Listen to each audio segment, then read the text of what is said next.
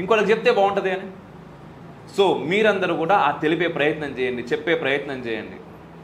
ఆటోమేటిక్గా మీరు ఎదుగుతారు. ఈరోజు సార్ ఏదైతే ఏ పొజిషన్లో అయితే కూర్చున్నారో రేపు మీరు ఆ పొజిషన్లో కూర్చుంటారు.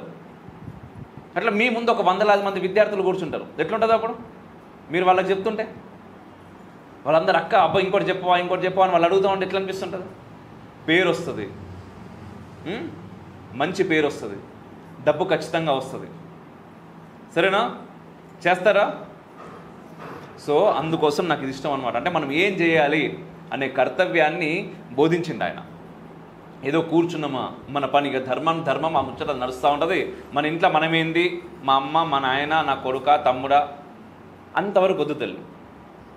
అంతవరకే అనుకుంటే సార్ ఈరోజు ఇంతమంది గురించి పనిచేస్తున్నానా, సార్ మేడం ఇద్దరు ప్రశాంతంగా అక్కడనే యూఎస్లోనే ఉంటుండే, సింగపూర్ ఉంటుండే, లేకపోతే ప్రతి సంవత్సరంలో ఒక 4 రోజులు లీవ్ పెడుతుంటే 4 రోజులు ఫుల్ మొత్తం వరల్డ్ టూర్ వేస్తుండే, మళ్ళీ 11 నెలలు జాబ్ చేస్తుండే. అది అనుకోలేదు ఆయన. ఈ సమాజాన్ని నా కుటుంబం అనుకున్నాడు కదా.